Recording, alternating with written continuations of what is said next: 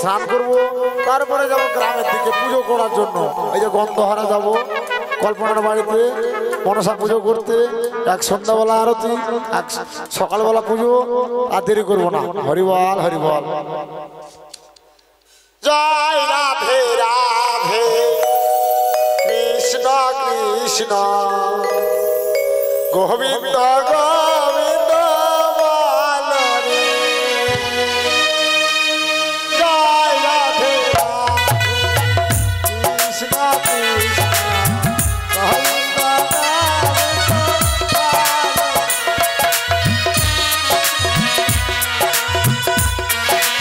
বল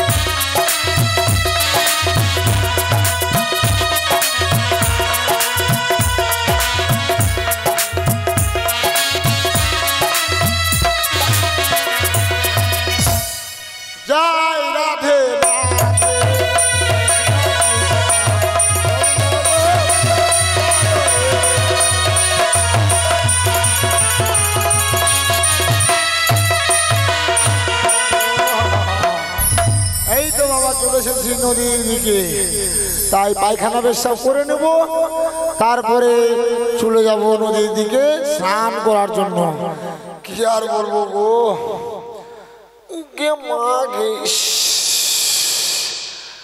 এই যে বাবা পুজো করতে আসছি কল্পনার বাড়িতে, শুধু দিছে বাবা কপির ঘ্যাট, আর ফুলকপির ঘ্যাট খেয়ে খেয়ে খারাপ হয়ে গেছে বাবা আমার পেট। না এদিকে পাদেও হচ্ছে না, পায়খানা হচ্ছে না, কিচ্ছু হচ্ছে না। উফ না, লোকজন এখন জাগেনি। এই মুহূর্তে আমি পায়খানা করে নেব, তারপরে জল খরচ করে পুজো করতে চলে যাব। বেন্নার জঙ্গলের দিকে আমি পায়খানা করে নিই।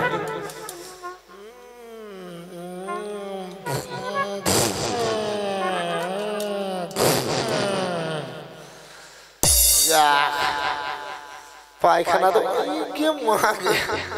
পায়খানা একদম হালুয়ার মতো হলো রে বাবা। যাক পায়খানা তো করলাম, কিন্তু অন্ধকারে জল কোথায় পাবো? না একটু ঢেল ছুঁড়ে দেখি কোথায় জল পাওয়া যায় কিনা। সর নাই, জল নাই, শুকনা। হঠাৎ এদিকেও জল নেই, কি করবো? না এই অন্ধকারের মধ্যে কেউ বাবা জাগেনি। আমি একটু মানে একটু পাছাটাকে ঘষার দিয়ে দেবো, তাহলে পাছাটা নাহলে এখন আমার থ্যাত্তার ব্যথার হয়ে যাবে। একটু ঘষা মেরে দেবো, তাহলে আর পরে জল খরচ করবো। জল যদি কেউ না পান এরকম আমার মতো বুদ্ধি করে নেবেন। হ্যাঁ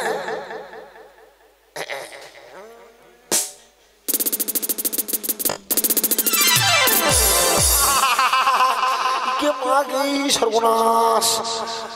হায় সর্বনাশ, একেবারে সর্বনাশ হয়ে গেছিল গো। অন্ধকারের মধ্যে আমি পাছা ঘষা দিতে দিতে দেখছি এখানে একটা আলের মধ্যে তালের গাছ।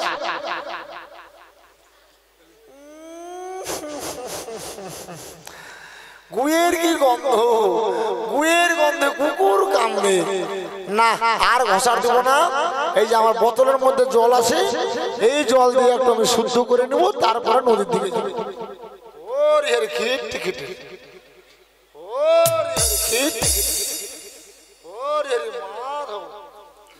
যাক কেউ বাবা দেখতে পাইনি, এখন আমি নদীর দিকে যাই। হলো নিশি ভোর, খোলো সাবেদর, ঘুমায়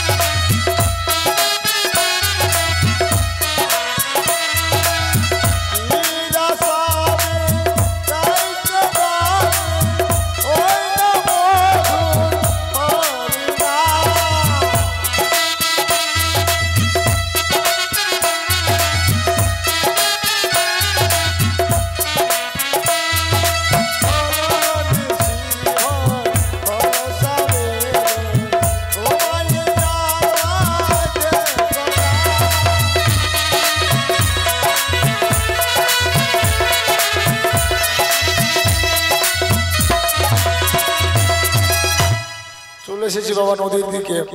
না আর বিলম্ব করব না, মুখ ধুতো করে তারপরে স্নান করে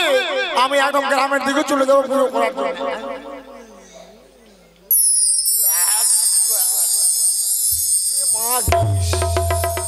হায় সর্বনাশ,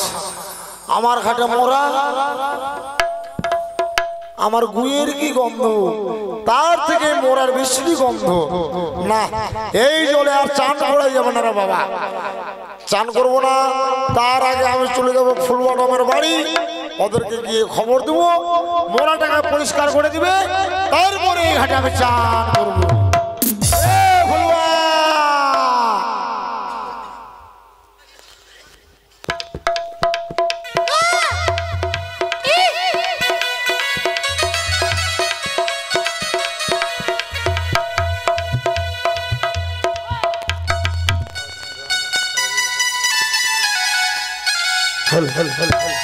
তবে যা हमरा जाति ले डोमाच अरे हमारा जाति ले डोमाच हमारा एक छोटो भैया अछि कहाँ जे किछ कोनो पता नहीं छे अरे भैया लग बचिया रे का हो दादा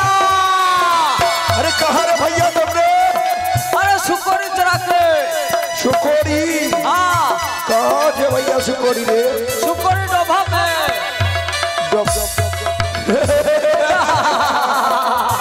अरे भैया का हो दादा सुकोरी डोभा में छे डोभा में आछे कोच्चू खाचे हाँ कोच्चू खाचे दम खाचे दम खाचे सुनो भैया हमरा जो दोनों भाई सुकोरी चलाइबो तो सुनो हमारा बात बोलाई तो जो एक बोतल दारू आने छे दारू और भुजा भुजा और पुआ भी आने छे हुआ और हम जय सुकोरी चलाए ठीक जल्दी आ जाओ चल हाँ हाँ तो एक गाना बनेगा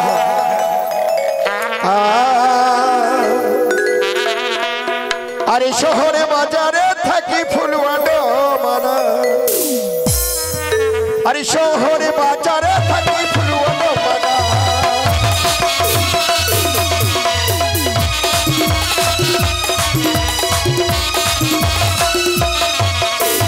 शहरे बाजारे थकी फुलवानो माना शहरे बाजारे थकी फुलवानो माना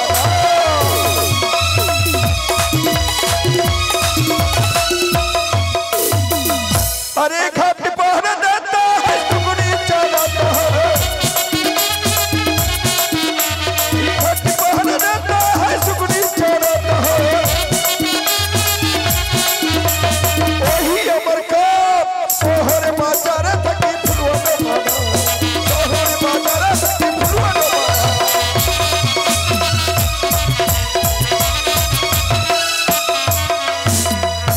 अरे हमारा छोटे भाई आ गया छे दारू आने छे भुजा आने छे अरे जे और पुआ आने छे इतना देरी करे छे हो अरे भैया तो का हो दादा जल्दी आ छे जल्दी आ छे ए भैया दादा दारू आने छे दारू कहाँ दारू मिले छे दारू हाँ कहाँ मिले छे दारू कल्पना मासी के घर मिले छे चार के न मोहा के न मोह के दारू मोहा के हाँ बढ़िया है बढ़िया छे अब बुआ बैठो बैठो बैठो दारू पी लो थोड़ा बैठो है भैया हाँ हो दादा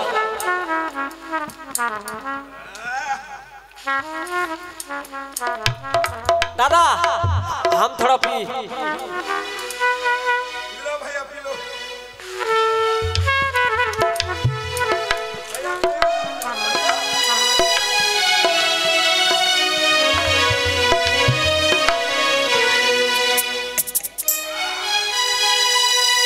भैया बढ़िया दारू चल भैया ये दारू पी के तो ज्यादा निशा लगल छे ना भैया हाँ हो दादा बिस्तर अलग छे भैया तो हम एक गाना बोलेगा हैं ना ओ बुढ़िया नानी जे भरसा घरा में बिछना पारी दे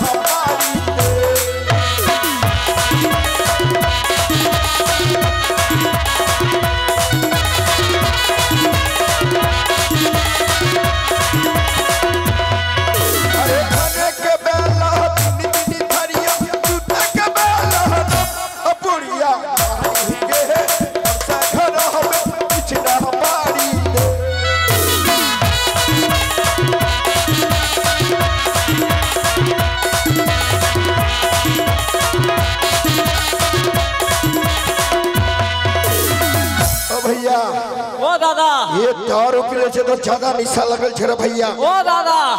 हाँ भैया हमारा तो निशा लग गया। तो सुना हमारा बात, यहाँ पर बिस्तर बिछा हो भैया, और बिस्तर बिछा के ये दोनों भाई बिस्तर नींदा छे भैया। ओ भैया दादा ये बिस्तर बिछल छे भैया, यहाँ पर नींद। ओ दादा हमारा तो नींद लग गया।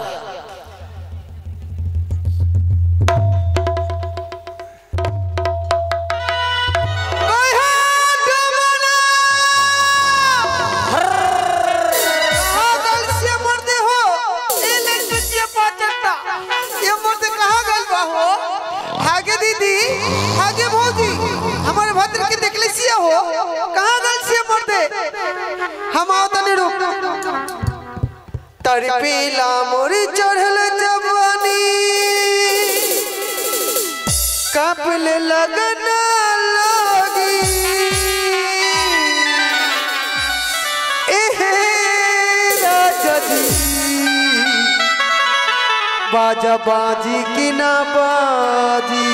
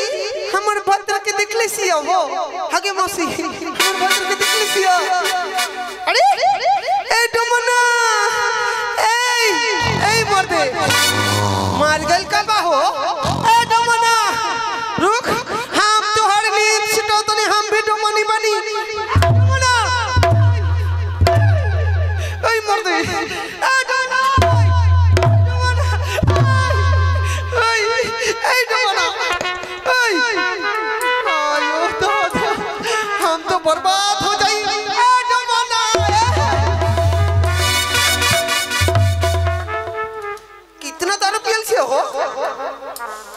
गल लगे डबनी दारू पी के निशा लग गया। अरे तोहर भैया कहाँ बा हो ए डोना हे जा दादा भैया कर रहे भैया ओ दादा भोजी आल छे भोजी भोजी भौजी भोजी ए डोना दमानी खेले रे तो नहीं ए डोना हमारा बात सुन भोरनी कहाँ गल से हो भोरनी हाँ भैया कहाँ छे भैया डोभा में डोभा में छे डोभा डोभा में छे कल्पना का कोचू भिटा में छे कल्पना का कोचू भिटा में कोचू भिटा में अरे भैया हम डोभा में छोड़ के आइल गली कल्पना माँ से आई हमारे से झगड़ा काहे खातिर करी हो काय खातिर झगड़ा करी हमारे साथ काय खातिर झगड़ा करी का करी कोचू भिटा में जाई भोरनी तो हमारा के आरती उतारी का हो अरे भैया झूठ बात बोली हम ते अखन देख के आइल बनी झूठ बोली या दारू पी के सुतल सियार हम झूठ बोली न मना अरे हमारा एक बोतल दारू दोनों भाई पीले छे हाँ ज्यादा निशा लागल छे और यहाँ बिस्तर बिछा के दोनों भाई नींद छे हमारा बात सुन दारू पी के या सुतल सियार तो घर में कुछ नहीं छे तो हम ना खाई का हो घर में कुछ नहीं का छे 250 ग्राम चावल हाँ 3 आदमी एक सप्ताह जाए कैसे जाइए एक सप्ताह नहीं जाइए एक हफ्ता जाइए हाँ जाइए हमारा दीदी यहाँ में छे आओ चल चल आगे दीदी 250 ग्राम चावल हाँ गो दीदी एक तो हफ्ता विचार कर जाइए। दो तो विचार कर दो एक सप्ताह ना जाइए तो विचार कर दो आहो मोगी तोर घर में भतर नहीं छे का हो जाइए ना जाई जाइए घर में नहीं खिलाएंगे ना कछे ओ डमना घर में कुछ नहीं खाई के मर्दा आओ लठिया चमकाई के डमना घर में कुछ नहीं खाई के मर्दा आओ लठिया चमकाई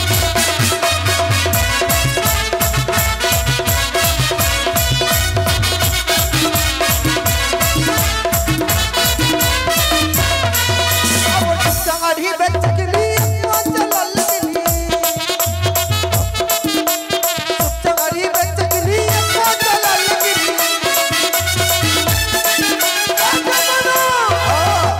खाई तमरांधी भटके मदा आओ लठिया चमकाई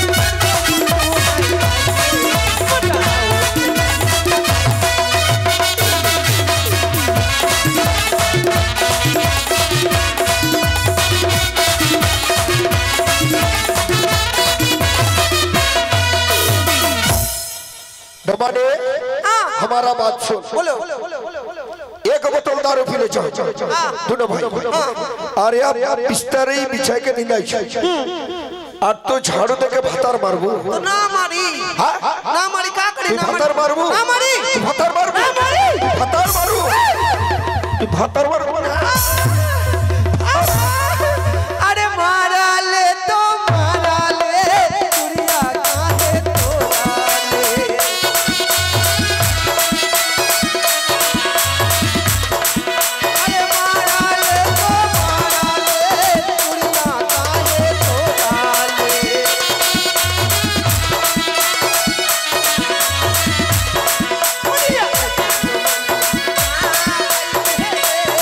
दुनिया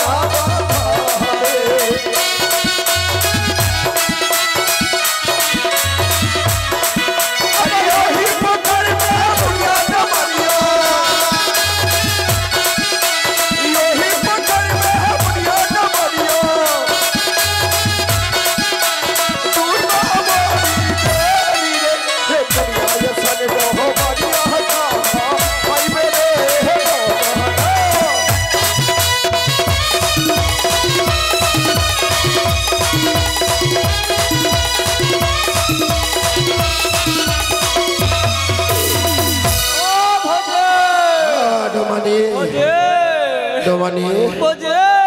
तो झाड़ू दे के मारे छे हमारा कौन छे रे हाय भैया तुम छे तोर भौजी कहाँ गले छे भैया अरे तोर भौजी कहाँ गले छे अरे डोमानी रे कहाँ गले छे रे अरे भैया अरे भौजी कहाँ चल गए रे तो भैया तोर भौजी चलो कब करो पुठी मछलियां खिलाता এখন कौन खिलाता रे भैया रे अरे भौजी कहाँ चल गए रे भौजी चल गले छे कहाँ गले छे भैया कहाँ चल गए दादा अरे भैया कहाँ गले छे भौजी कहाँ चल गए अरे गहूं करटिया पुठी मछरिया कोने खिलाते हो रे भैया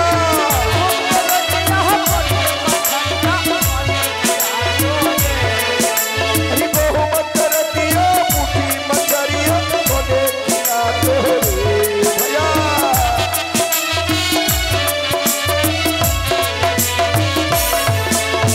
भैया चलो गहूं करटिया এখন কোন খেলাতে রে भैया अरे हरिवाल भौजी कहाँ चल गए कौन रोटी पकाते रे दादा হাসছে রে ভাই भौजी कहाँ चल गए रे কাঁদা ছোট লড়ে না মারা ছোট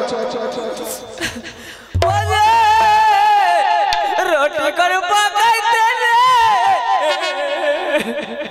अरे এ ভলুয়া अरे भौजी भैया भौजी कहाँ चल गए ছোট জাত কোথাকার দূরে থাক দূরে থাক দূরে থাক दादा আমি ব্রাহ্মণ भैया बामुन चाचा बामुन चाचा আরে এই ফুলুয়া তোরা কান্না করছিস না তোরা হাসছিস রে ओ ब्राह्मण चाचा तो छे হ্যাঁ আমি ब्राह्मण चाचा ब्राह्मण फूफा ब्राह्मण ससुर जय बोल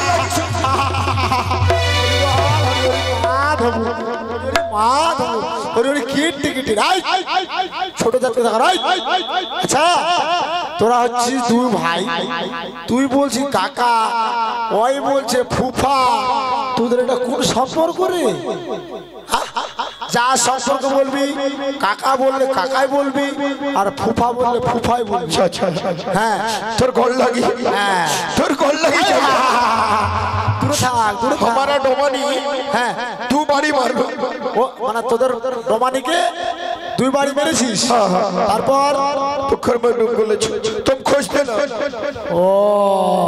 এই জন্য তোরা কান্না করছিস আর আমি ভাবছি মানে তোদের কোনো কিছু হয়ে গেল মনে হয়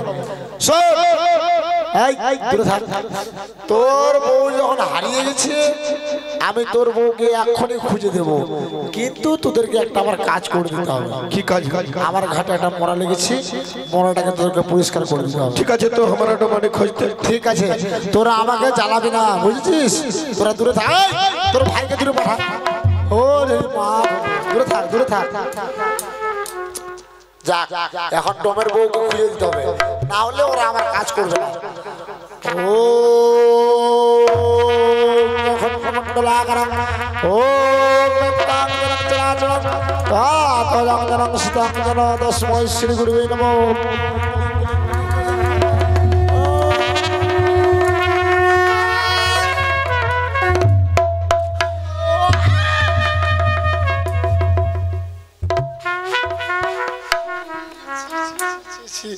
হারাম জাদা কোথাকার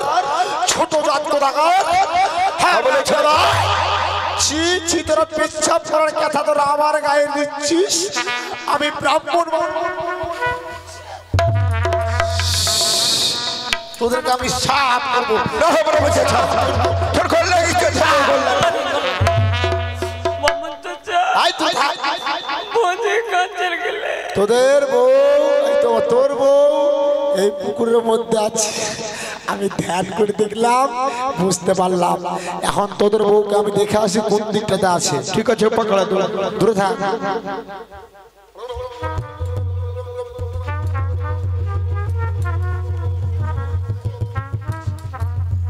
খাইছো না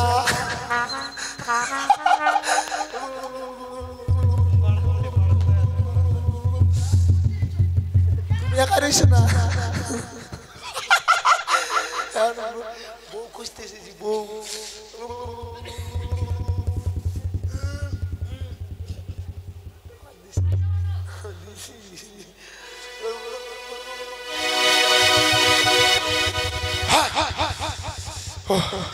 তোদের বউ এই ডোবার মধ্যে আছে ডোবা বেছে হ্যাঁ দাঁড়া তোর বউকে আমি এক্ষুনি নিয়ে আসছি এক্ষুনি নিয়ে আসবো ডোমানি প্রকাশ ডোমানি अरे मारा ले तो मारा ले दुनिया रे तोर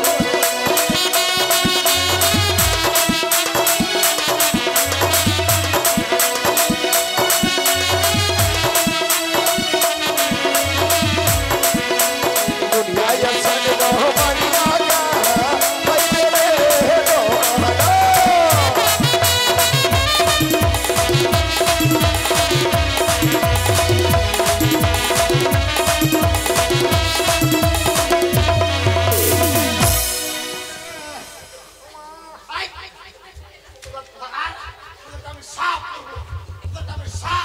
भैया डमानी ये प्रमोद चाचा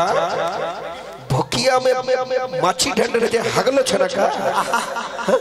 হাই সর্ব ভোকিয়া যে বাসা ছিল এরা মনে হয় বুঝতে পেরে গেছে যে আমি পায়খানা করে এসেছি আরে বাবা তা নয় আমার পাছার মধ্যে আমি ফগ মেরেছি ফগ ए डमना हम तो हर घर में ना रहा ब्राह्मण हमारा हाथ पकड़े सिया हम होकर भात खाई ओ हमार भातर लगे से না মা ओ प्रमोद चाचा इधर से हमारा डमानी तो हाथ पकड़ ले আচ্ছা তোর বউকে যদি আমি হাত না ধরবো তাহলে কেমন করে জল থেকে নিয়ে ए ब्राह्मण तो हमार भातर लगे से चल तोर घर में जाई না মা না अरे वो আমার বাড়িতে भौजी चल जाओ আমার हम ना रहा हमें कर सकते काहे हमारा हाथ पकड़े सिया हां प्रमोद चाचा ले जाओ हमारा डमानी तो घर ले আমার বাড়িতে 6টা বউ আছে তোর বউকে নিয়ে যাই আমি আরো জ্বালা করবো तो का हुई हमारा लेके साथ को हो जाई আরে মা না हम ना रहा 6টা বউরে খাবার দিতে পারি না আর তোমাকে নিয়ে যাবো আমি মাথা খারাপ हम तो हर भात खाई से तो प्रमोद चाचा हमारा डमानी तो जखन हाथ पकड़ ले छो तो जोरीमाना लगेगा কি जोरीमाना लगेगा তোরা চুরি বেড়া করবে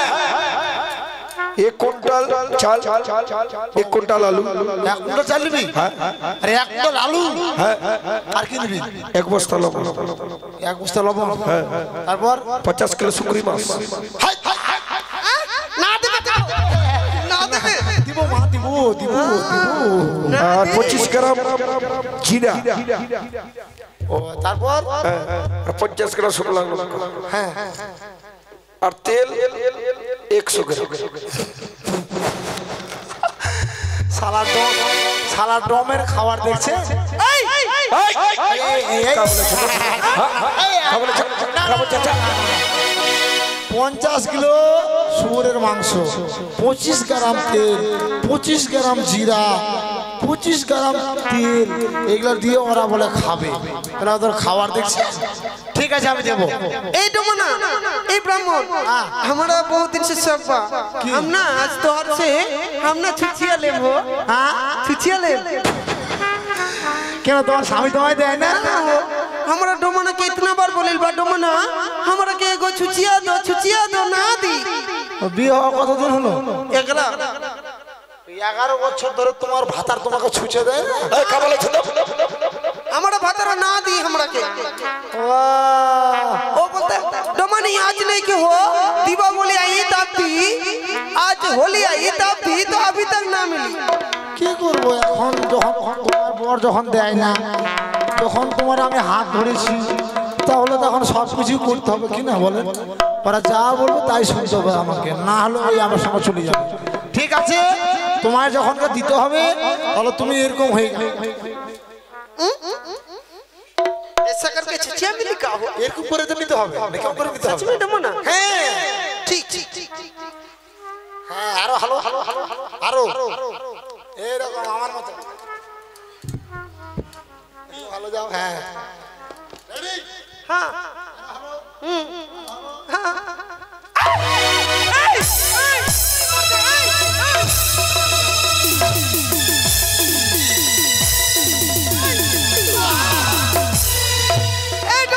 कहाँ छोटे भाई हमारा गरिया में हाथ दिल से हो তুমি তো বললা যে আমার ছুঁচে দাও तो हमारा दूसरा में हाथ देवे का हो কেন এটাই তো বলো ছুঁচে দাও हमारा भुकिया भिजा देली हो ওই তো বললো যে আমার ছুঁচে দাও আমার বর আমার अरे ये छुचिया नहीं की हो ये छुचिया चाहिए কোনটা ऐसन वाला ওই এই টাকা তোমরা ছুঁচিয়া বলো तो काट है হায় হায় হায় হরি বল হরি भिजा देली हो এটা ছুঁচিয়া বলে না আমাদের এখানে এটা বলে নাক মাছি नाक मुच्छी को होता लुल्लुली ঠিক আছে তুমি আমার বাড়ি চলে যাও ওই যে দেখতে পাবে ওটা আমার বাড়ি ওখানে তোমাকে দিয়ে দেবো तोहर मौगी छे घर में হ্যাঁ আমার মগি ছে ठीक छे কল্পনা মগি আমার আছে कहाँ बोले छो खाना बने ऐसे हमारे बात तो प्रभु चाचा घर जो और हमारा घाट पे जाए चलो আমার এই যে ঘাটে মরা লেগেছে তোরা দুই ভাই পরিষ্কার করে দিবি যা বেতন লাগে তোদেরকে আমি দিয়ে দেবো কেমন ঠিক আছে ठीक है बाबा তুমি চলো अरे भैया हाँ हो दादा एक घाट में कौन छे तेरा मसला चपाई आ तो ठीक ठीक बात बोलेगा है ठीक है दादा छो बंदर बंदर बंदर बंदर बंदर ससान कली मसान कली चमुंडा कली छो बंदर बंदर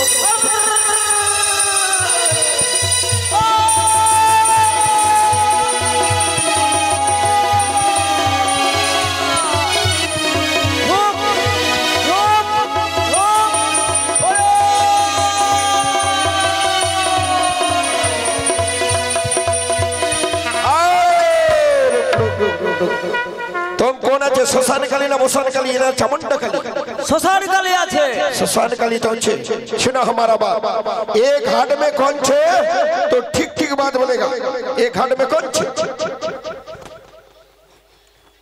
घाट में जन्म दुखने আছে जन्म दक्षिण हाँ। वो कहाँ जाए छे देवपुर में যাচ্ছে देवपुर में जाए তার প্রত্যেককে জিয়াকে घर में ফিরি ओ ठीक है ठीक है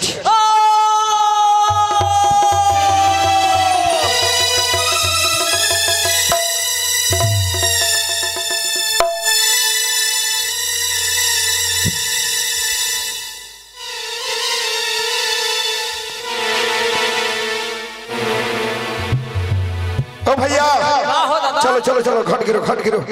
वो जन्म दुखनी আছে तुम कौन আছে माई আমি জন্ম দেখিনি जन्म दुखनी तो कल में कौन छे আমার মৃত্যুর সময় হয়েছে तो कहाँ जाए छे माई देवपुरे যাব देवपुर में जाए প্রতি প্রাণ ফিরাও सुनो माई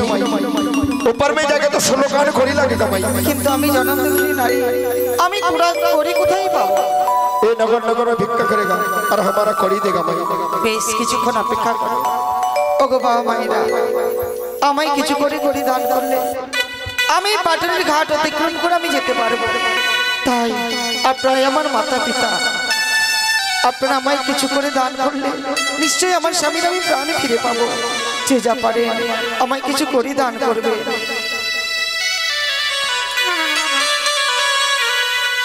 আমি কোথায় পাবো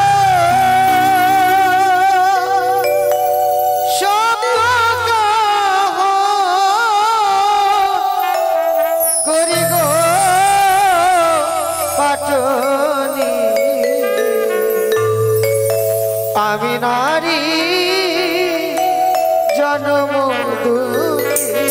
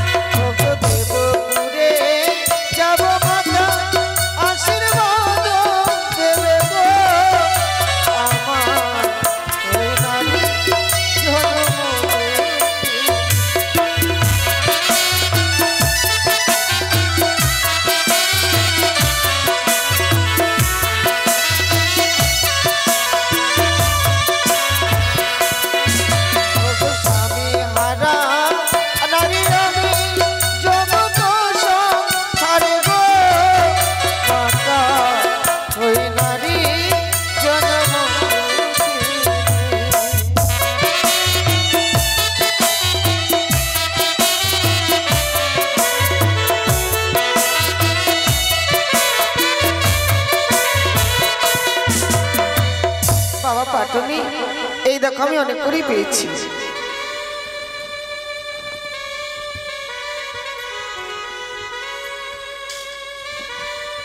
এবার আমায় বিদায় করে দাও। सुनो माई, हम ठेल दे माई, ऊपर में चले जाएगा माई, और आशीर्वाद करेगा, थोड़ा मोरा पति फिरे पाएगा माई। বেশ বাবা, চলো স্বামী, এই স্থান ছেড়ে দিয়ে মোরা অন্য স্থানে চলে যাব। চলো গো দেবতা, চলো।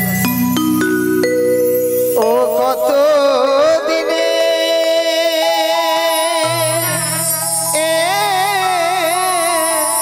যাব গো আমি, মাগো কোন